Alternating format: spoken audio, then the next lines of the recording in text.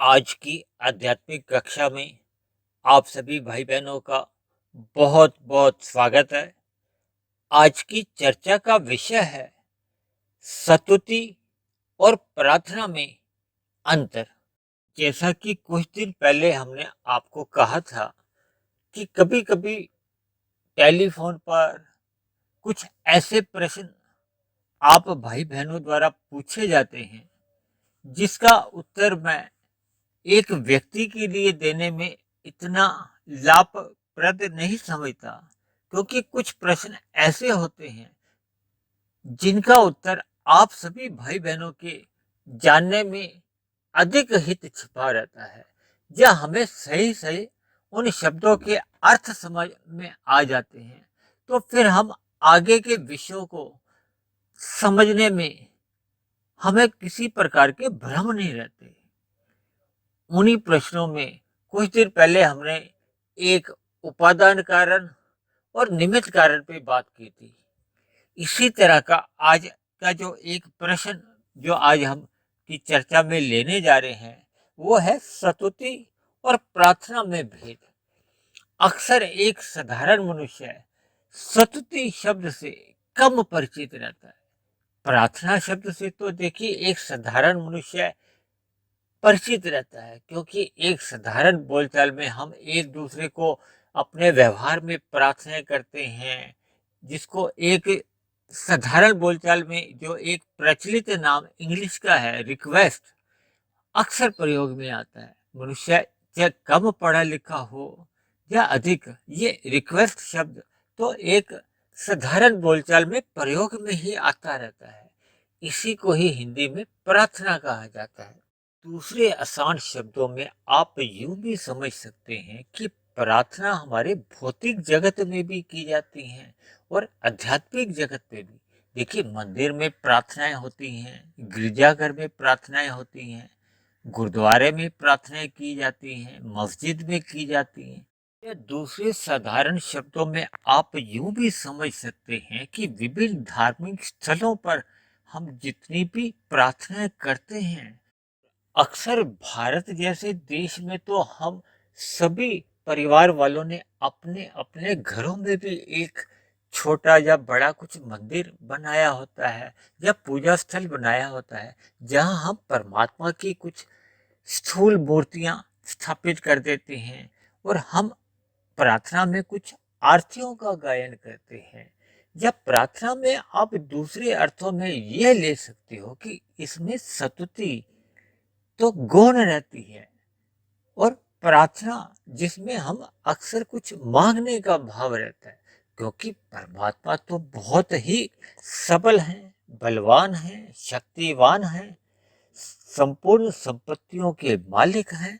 गीता जैसे महाग्रंथ के 10वें अध्याय में तो परमात्मा ने स्वयं अपनी विभूतियों का वर्णन किया है। सर, ऐसा देखा जाता है कि मनुष्य सुखों की प्राप्ति के लिए या दुखों की निवृत्ति के लिए ही पुरुषार्थ करता है। देखिए, जब स्वयं के पुरुषार्थ द्वारा उसको उचित फल मिल नहीं पाते या उसके स्वयं के पुरुषार्थ द्वारा उसके दुख दूर नहीं हो पाते, या दूसरे अर्थों में जिन सुखों को वो प्राप्त करना चाहता है वो स्वयं के पुरुषार्थ द्वारा, परिश्रम द्वारा, प्रयत्नों द्वारा, प्रयासों द्वारा वो पा नहीं पाता, तो ऐसे में अक्सर देखा जाता है कि मनुष्य परमात्मा के आगे प्रार्थनाएं करता है। चाहे वो घर में प्रार्थना करे या किसी धार्मिक स्थल पर जाकर करे या मानसिक रूप से प्रार्थनाएं करता है। देखिए, ये प्रार्थना शब्द भी परमात्मा से जुड़ने का काम करते हैं। देखिए, परमात्मा के लिए परमात्मा क्यों कहा जाता है? क्योंकि वो परम आत्मा है। परम शब्द केवल एक सत्ता के लिए आता है, जबकि देखिए आत्मा तो अनंत है। मैं भी एक आत्मा हूँ, आप भी एक आत्मा है, ऐसे अनेकों जीवों में आत्माएं हैं।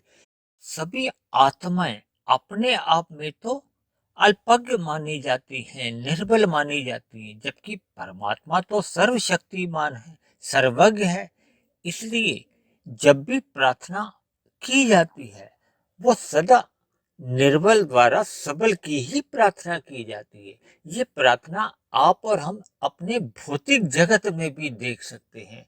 एक गरीब मनुष्य अमीर व्यक्ति से कुछ पाने के लिए प्रार्थना करता है। इसी तरह एक मनुष्य, चाहे वो गरीब है चाहे अमीर है, अपने दुखों की निवृत्ति के लिए और सुखों की प्राप्ति के लिए परमात्मा से प्रत्यक्ष रूप से या अप्रत्यक्ष रूप से प्रार्थना उसके जीवन में चलती ही रहती है। लेकिन अक्सर हमारी प्रार्थनाओं में भावों की गौणता रहती है, इसीलिए ये सतुति की गौणता भी आप मान सकते हो।